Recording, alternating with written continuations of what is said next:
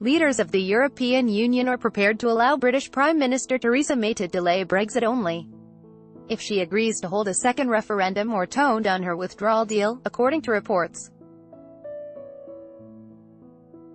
EU officials have reportedly told May that conditions for an extension to the Article 50 process would include a possible second Brexit vote, The Times in London reports. UK Parliament has voted to delay Brexit and wants to put the brakes on the big divorce for now. All 27 members of the European Council would need to agree on a postponement. They have the final say in the process. The Council's President Donald Tusk is a strong supporter of a second referendum and wants to see a longer postponement so the UK can rethink its strategy. It's expected he will suggest an extension of 1 year. Irish Foreign Minister Simon Coveney also wants a long reflection period, suggesting until the end of 2020. MPs voted 412 to 202 to support a government motion to delay leaving the European Union, which was set for March 29. It will give the UK a 3-month reprieve on its departure from the EU. Any extension to Brexit has to be approved by all 27 remaining EU countries.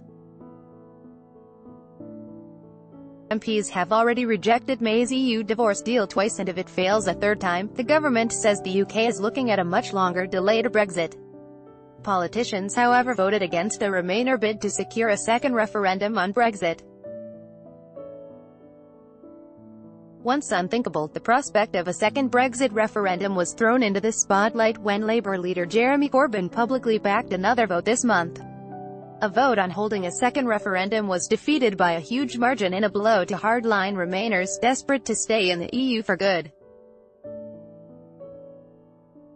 Mr. Corbyn, who urged his party to abstain from voting on a new referendum, reportedly sacked Labour rebels who voted to block it.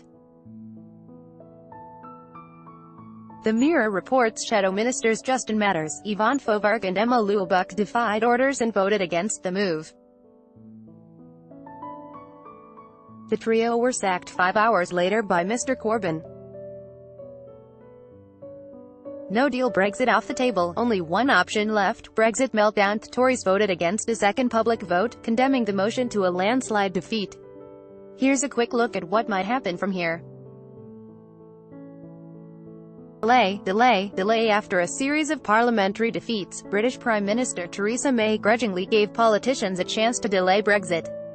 This option proved popular, since politicians on both sides of the Brexit debate fear that time is running out to secure an orderly withdrawal by March 29. May wants to get an extension until June 30, but only if she can get Parliament to back her Brexit deal in a third vote by March 20.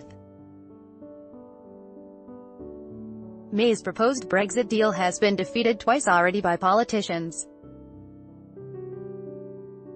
If it is defeated again, May says Britain will have to seek a long extension, with the risk that opponents of Brexit will use that time to soften the terms of departure or even overturn Britain's decision to leave. What's the EU's part in this? A Brexit extension requires approval from all 27 remaining EU member countries. They have an opportunity to grant such a request at a March 21 to 22 summit in Brussels.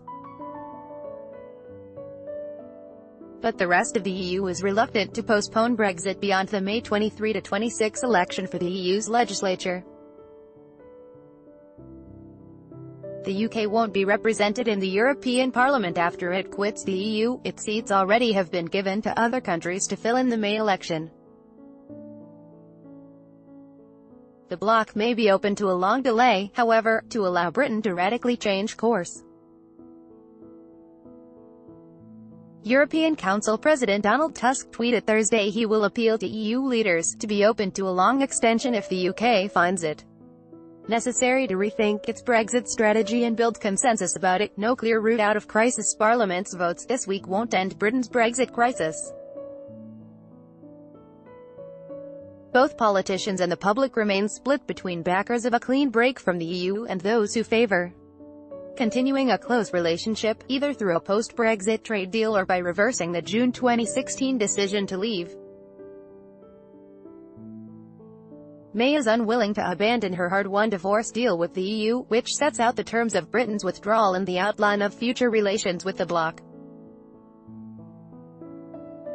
Her Conservative government is holding talks with its Northern Irish political allies and pro-Brexit backbench politicians to see if they will abandon their opposition to a deal they fear keeps Britain too closely tied to the bloc.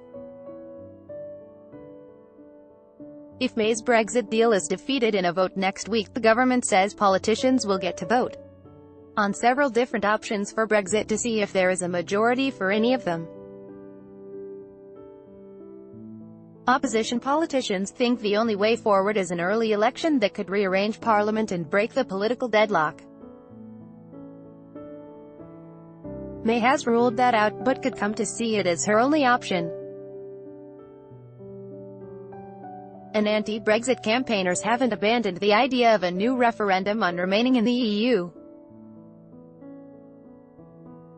There's currently no majority for that in Parliament. A motion calling for a second referendum was defeated by a thumping 334 to 85 vote on Thursday. However, the political calculus could change if the paralysis drags on. The opposition Labour Party has said it would support a second referendum if other options were exhausted. Party leader Jeremy Corbyn said after Thursday's votes that a new Brexit referendum might offer a realistic way to break the deadlock.